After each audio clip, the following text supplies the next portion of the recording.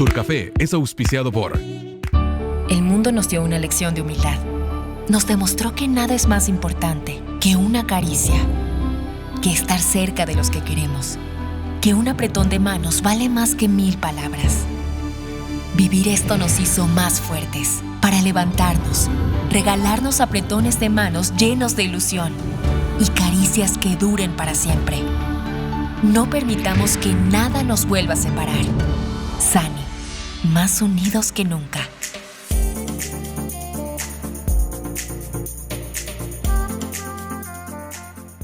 Hola a todos, bienvenidos a Turcafé. Como les prometí, les dije hace algunas semanas atrás, cuando entrevistamos a Caro Mela, que íbamos a empezar a conversar con mujeres inteligentes, periodistas, feministas, que tengan un espacio importante. Y hoy tengo el privilegio de estar aquí acompañada de Sara España, quien es editora general del diario Expreso.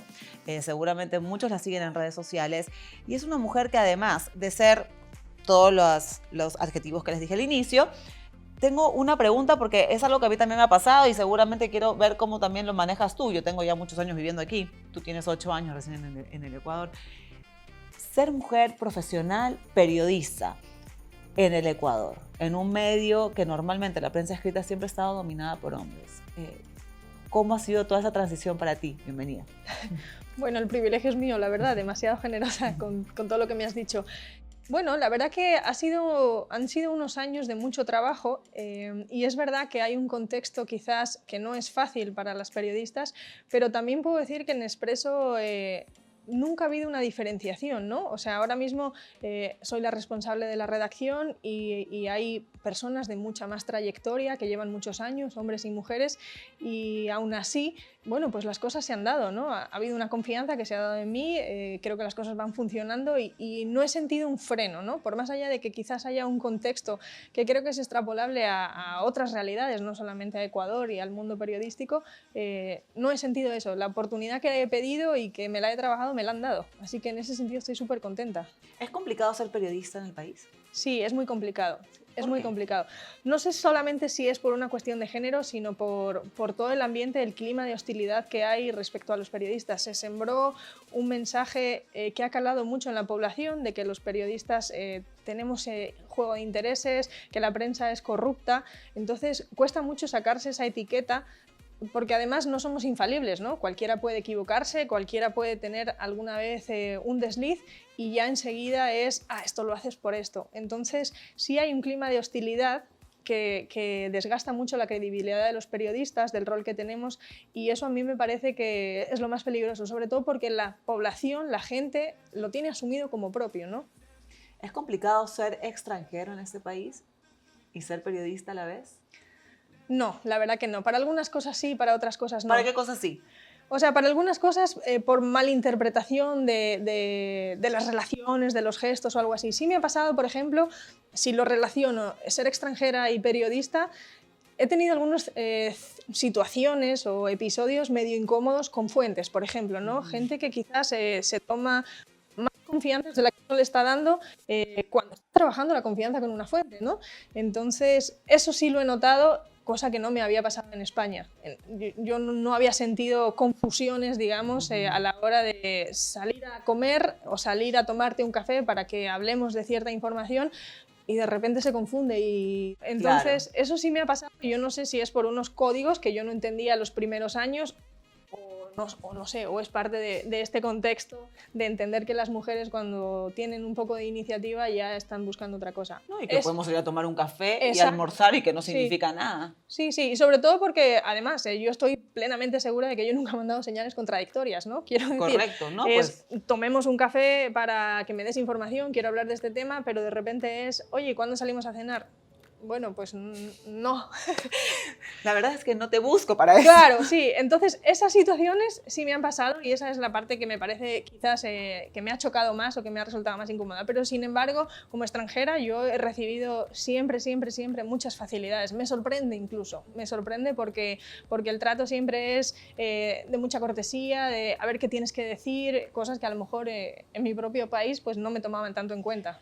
Sara, el papel del periodismo en la actualidad? Porque sabemos que hemos vivido nosotros años en donde el periodismo se trató de silenciar, en donde nos costaba mucho poder hablar, pero en la actualidad, ¿cómo ves tú desde la editora general del Expreso cuál es el papel del periodismo en la actualidad? Bueno, yo creo que el papel del periodismo ahora mismo, incluso desde el gobierno anterior y del anterior, ha sido fiscalizar el poder. O sea, lo más que estamos viendo es cómo se hace una gestión de los recursos públicos que no siempre es correcta, que no siempre es recta, y creo que ese rol, que es universal, en este país es importantísimo y trascendental. Pero es una pena también, ¿no? Sí, claro. Que sea una de las cosas principales del periodismo el rol de la fiscalización, porque en Sí. teoría Sí, sí. no debería. No debería pasar así. No es el único, ¿no? Porque también a mí me parece muy ilusionante el contexto en el que estamos ahora. Al cambiar de gobierno, parece como que se han quitado ciertas tensiones, ¿no? O hay una sensación de que va a haber más apertura a colectivos y demás, y ahí creo que también los medios tenemos un rol muy importante, ¿no? En posicionar estas causas, en dar voz a gente que quizás hasta ahora no había sido escuchada y estaban ahí, estaban pidiendo espacio, o habían sido escuchados pero no se les había dado el espacio suficiente. ¿Cómo hacer para que este rol del periodista, que estamos viendo sobre todo en las últimas semanas, se han destapado diversos actos, diversos hechos, hablemos claramente de corrupción, Sí, de sí. alguna u otra forma, deje de ser el rol principal? ¿Hacia dónde debemos caminar como sociedad? Bueno, es muy difícil, ¿no? Yo creo que esto parte de... Esto no va a ser ahora. Esto no es una cuestión de unos años, de una política, de un proceso de limpieza en cargos públicos ni nada de eso, porque al final es algo que está también intrínseco en la gente, ¿no? La gente tiene que entender que no cederle el paso a un peatón cuando está esperando no es que seas corrupto, pero demuestra una falta de civismo que una cosa conduce a la otra. Y eso pasa aquí, estamos en Guayaquil y todos vemos cómo la gente maneja, cómo hay poca cortesía algunas veces en el trato con el conciudadano. Entonces, ese tipo de cambios que las sociedades, no sé, que son ejemplos, por ejemplo, en Alemania, en Noruega, la gente es súper cortés, no necesitas pasar un torno para montarte al transporte público porque la gente paga simplemente porque sabe que tiene que pagar. Ese tipo de cosas se consiguen primero con credibilidad en las instituciones y luego con muchos años, ¿no? Con educación. Entonces, la corrupción no solamente es robarse dinero público, sino son muestras de ineficiencia, retrasos en obras, mal servicio público, y cuando ni das ni recibes, es un proceso que hay que revertirlo, ¿no? Para que la población sienta que hacer país va desde uno mismo, ¿no? ¿El Diario Expreso va a seguir fiscalizando Sí, al sí. gobierno entrante también? Sí, por supuesto, por Sí, supuesto. no hay ninguna... Porque vimos en las últimas elecciones que los medios tenían una preferencia clara, ¿no? Con respecto a los ambos candidatos.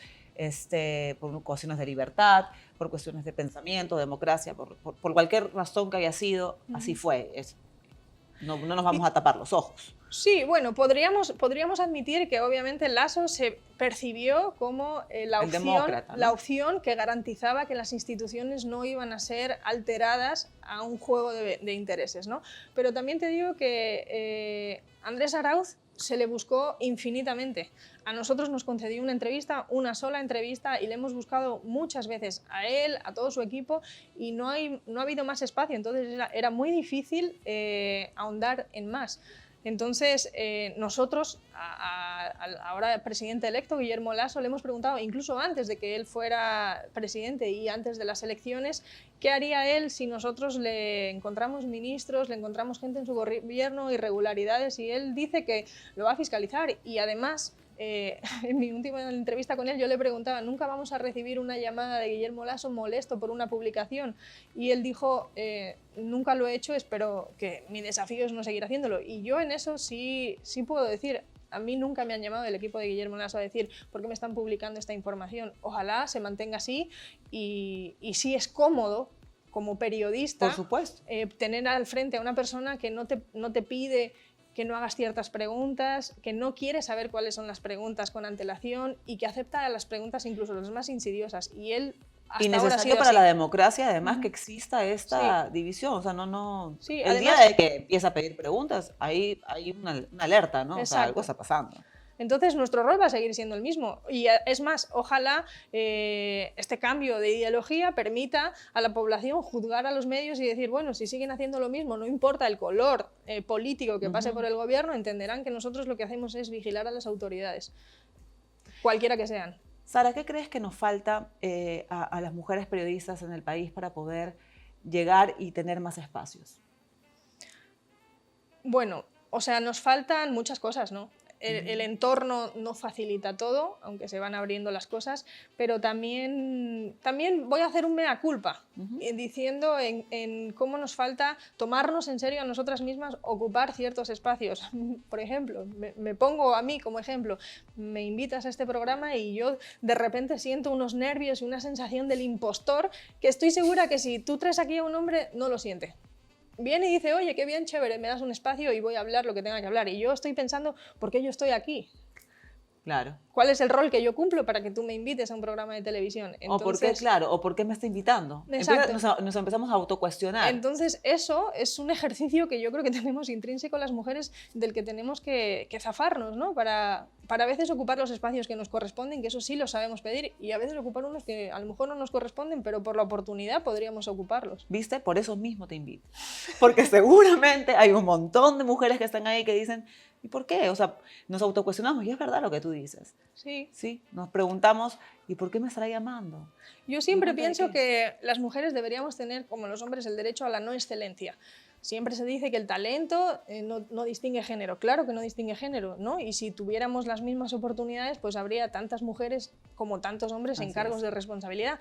Pero vemos que no es así y hay personas, hombres hasta ahora, porque han tenido estas facilidades, que ocupan espacios sin ser tampoco muy talentosos, ¿no? Que se ve a todas luces. Entonces, ¿por qué las mujeres no podemos tener ese derecho a la no excelencia? Porque a la excelencia debería ser una cosa casi obligada por ley, ¿no? Si eres excelente, que estés en el mejor lugar. Así es. Pero hay hombres que no son tan excelentes y están en esos espacios. Bueno, pues ojalá nos diéramos nosotros esa posibilidad. Hay que ir desestructurando esas...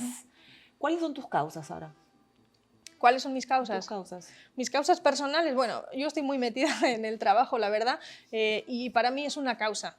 Si alguien me tiene que decir que soy activista, bueno, pues también soy activista del periodismo porque me parece muy importante. Yo siento que esta profesión, aparte de un trabajo, es un privilegio. A veces me planteo, o sea, alguien me paga por escribir. Qué cosa tan efímera, ¿no? Que te paguen por poner letras. Pero bueno, pues sí, yo estoy muy implicada con temas de mujeres. De hecho, cuando vine aquí me sorprendió la realidad y me chocó mucho porque siempre, ¿no? en España, con mis amigos, con mis colegas, era muy de discutir estas cosas y me topé con un muro aquí. O sea, este discurso... ¿En qué sentido? Este discurso de, ay, estas exageradas, que siempre lo había recibido, aquí me parecían más. Entonces, a veces yo paso sutilmente, ¿no? por el discurso feminista porque percibo que es más fácil llegar así. Generar una influencia entre mis pares, no diciendo esto hay que hacerlo porque las mujeres es nuestro derecho, sino simplemente hacerlo, ¿no? Y entonces, no dando un mensaje, terminas canalizándolo mejor. Está muy satanizado el discurso feminista. Sí. Lamentablemente hay causas que, bueno, por ejemplo, una de mis causas es el aborto por violación, sobre todo a niñas, ¿no? Es una cosa de locos. Cada vez que pongo algo... Pero es que ya prácticamente me voy a ir al infierno, cosa que no creo, pero igual me mandan para allá. Entonces, es un tema bien complejo y estoy de acuerdo contigo en el hacer, o sea, el pedir perdón que permiso al final del día. Sí, a veces haciendo menos consigues más. Totalmente. Y luego también me interesan todo esto que te decía del civismo, ¿no? Yo manejo en Guayaquil y me estreso mucho y me encantaría que hubiera más cordialidad, las bicicletas, todo esto.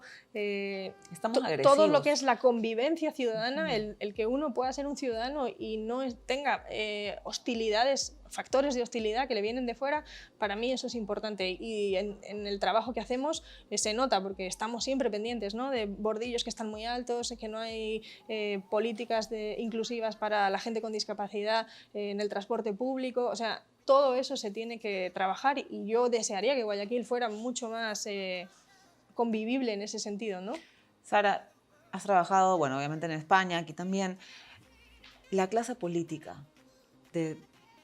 bueno, hablemos del Ecuador porque estamos acá, pero realmente de Sudamérica, porque capaz como una excepción en Chile, tal vez, ¿ya? Pero lo demás somos bastante similares. ¿A la clase política europea dista mucho? ¿Mucha diferencia? Sí, no, cada vez creo yo que en Europa estamos tomando algunos modelos de América Latina, ¿no? Diosito, qué pena. Sí, sí, no sé, yo conocí por primera vez, tampoco conozco toda la historia, ¿no? Pero los primeros acercamientos hacia el populismo los vimos aquí y no solamente es en Europa. O sea, Donald Trump es un perfecto perfil de un político populista y en España también los tenemos. Entonces, cada vez las inercias son más de ida y vuelta. Entonces, sí, no veo tantas diferencias, la verdad. O sea, hay muchas, pero en cuanto al perfil de político, cada vez siento que se parecen más unos con otros. Las luchas y las causas, más que luchas, las causas de mujeres. Obviamente en España están muchísimo más avanzadas. Hay medios de comunicación como El País que tienen incluso sus secciones feministas, etc. ¿Qué tan cercano lo ves aquí? No, no lo veo muy cercano, la verdad. Pero precisamente por eso que te digo, hay mucho estigma en defender causas feministas, cuando se pueden hacer a lo mejor sin ponerle la etiqueta.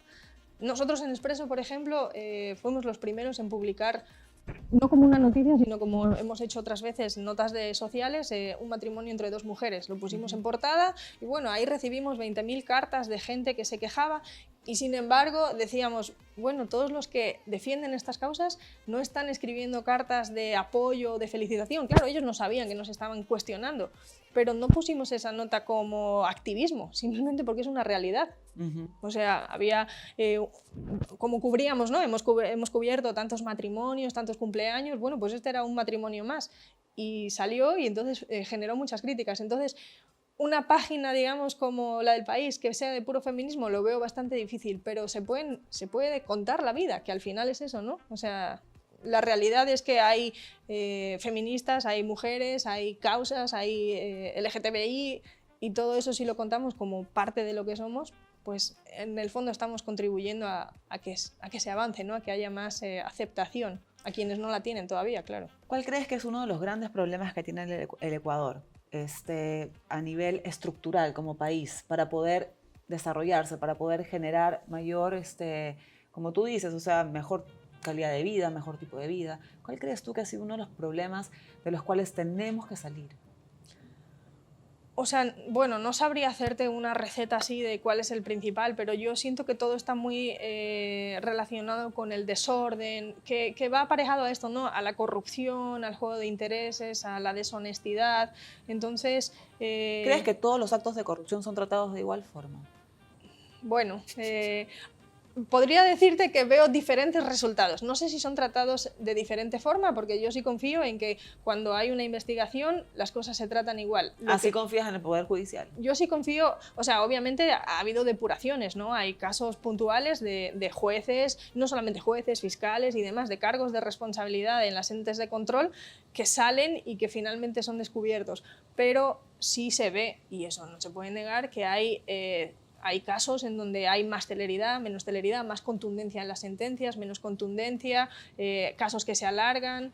Entonces, bueno, ahora mismo, hoy día estaba comentando, no tiene nada que ver con corrupción, pero estaba comentando con una compañera del trabajo, resulta que hace 2 días que están retomando el tema de la investigación de David Romo. De David Romo, sí, lo vi. Entonces dices, bueno, este caso, ¿por qué no se ha llevado con tanta celeridad como otros? Cuando es una cosa terrible, en donde uno empatiza clarísimo. Totalmente, ¿no? Sí. Un hijo desaparece. Es porque la mamá también ha estado atrás, ¿no? La mamá Claro. todavía no se da por vencida y no Sí. cree en los resultados finales, digamos, de la investigación. Ahora, tampoco podría yo decir que en esta diferencia de resultados haya una mano oscura ahí tejiendo en por qué unos temas avanzan y no. También es cuestión de recursos, ¿no?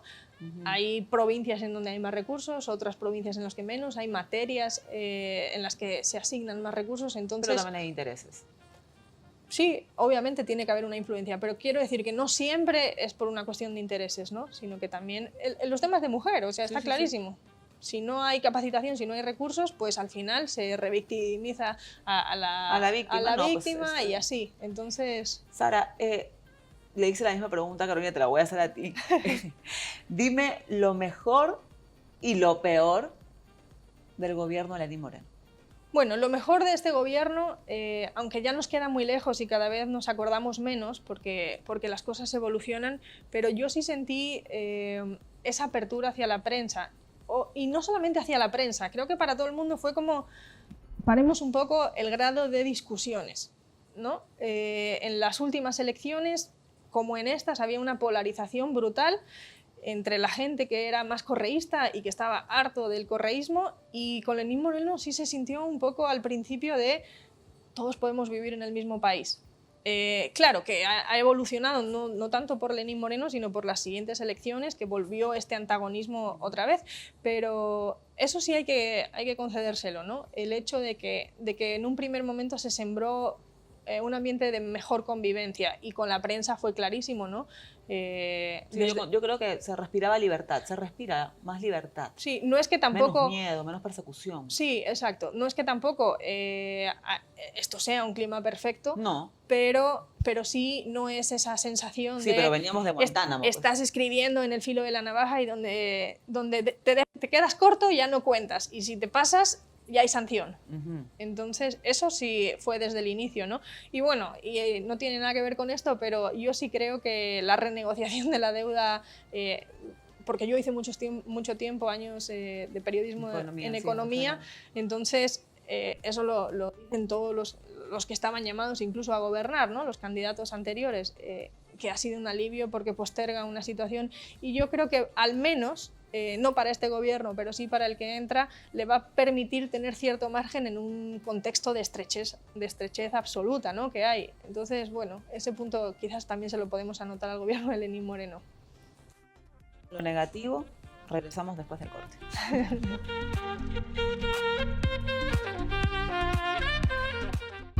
El mundo nos dio una lección de humildad.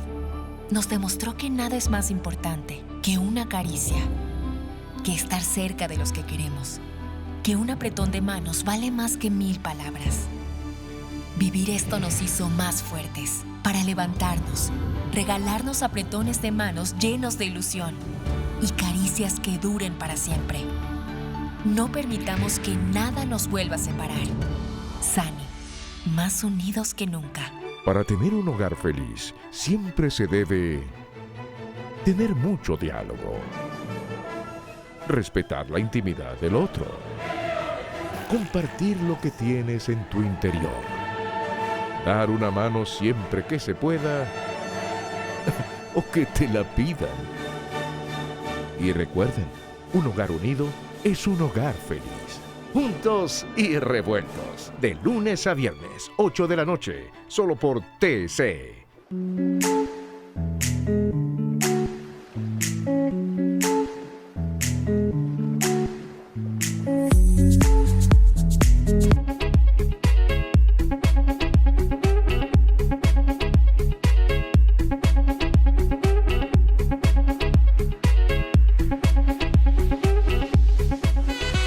Luego de una buena comida o de nuestro cafecito, qué mejor que hidratarnos con Suiber, esta agua riquísima, ligera y de altísima calidad. Síguelos en @SuiberS, que también hacen envíos a domicilio. Preguntas, respuestas y confesiones. ¿Cuál ha sido tu mayor mentira? ¿Y tú estás enamorado? Acá la verdad, que no va a quedar entre tú y yo nada más, te lo prometo. ¿En serio? Ahora empieza la tortura. Todos los domingos a las 11 de la mañana por TC Televisión.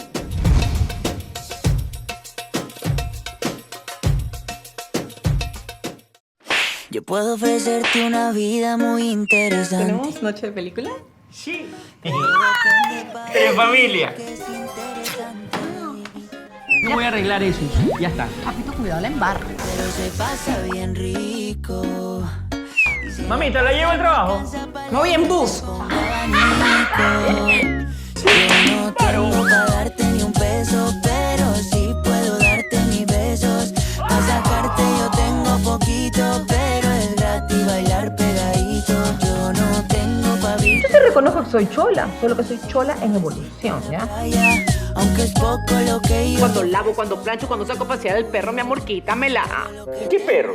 ¿Qué sacas? A menos que sea el perro que tiene. Juntos y revueltos. De lunes a viernes, 8 de la noche, solo por TC. Gracias por seguir acá en Turcafé. Nos venimos con esta pregunta. Aparte que queda muy poquito tiempo. Nos hemos pasado conversando 21 minutos, se nos han ido así. Sí. Dime lo malo del gobierno de Lenín. Lo malo yo creo que es la pérdida, la oportunidad, ¿no? Haber perdido la oportunidad de ser un gobierno de transición. Eso que decíamos, que si a un inicio se sembró un clima de convivencia que se notó, no haber generado este camino para que Ecuador sienta que no se trata de desbancar a un expresidente, como hay un sector anticorreísta que quiere, ni resucitarlo, sino que pueda haber ideologías, que pueda haber diferentes movimientos y que nos representan en el fondo a todos. Entonces, ese periodo de transición no lo hubo. No se terminó de fraguar. Y aparte, bueno, lo más reciente, ¿no? Yo creo que el desorden, toda esta gestión de las vacunas, no solamente de las vacunas, porque digamos que podemos entender que es una pandemia incontrolable, que todos los países han cometido muchos errores. Sí, pero yo veo mucha distancia en la gestión de este gobierno respecto a lo que le está pasando a la gente. A mí siempre me ha chocado mucho que haya personas haciendo fila o que haya muertos, como estuvimos el año pasado por estas fechas, y de repente haya una cadena por la noche hablando de el plan que hemos entregado. Entonces yo sentía como distancia o poca empatía, y creo que eso ha sido parte de la credibilidad que ha perdido este gobierno. Bueno, se podría traducir que ha sido una falla en comunicar. Sí, o sea, es la parte no justificable, porque errores y deslices podrían haber habido, ¿no? Más o menos, quiero decir, hay cosas que se podrían controlar, pero digamos que hay más excusa ahí, pero en esa otra parte yo no la veo. Y claro, eso ha generado un estado de ánimo en la población, de eso, de descrédito, y cuando no crees que tu estado te puede ayudar y te sientes solo, pues la gente se pone como en estado de defensión, ¿no? A la defensiva, todo lo ve mal, y lo que no ves mal te genera dudas. Yo siento que estamos agresivos. Siento que ha sido un año, independientemente de la pandemia y todo lo que pueda generar, porque a todos nos sacó de nuestro ciclo, de nuestro equilibrio. Estamos agresivos. Sara, ¿cuáles crees que son los desafíos de Guillermo Lasso a partir del 24 de mayo? Bueno, lo que te decía, para mí la parte económica sigue siendo fundamental. Yo creo que tiene un primer año súper complejo, tiene 7 meses, con un agujero, ¿no?, en las arcas que tiene que cubrir, de dónde va a sacar fuentes de financiación para cerrar el año.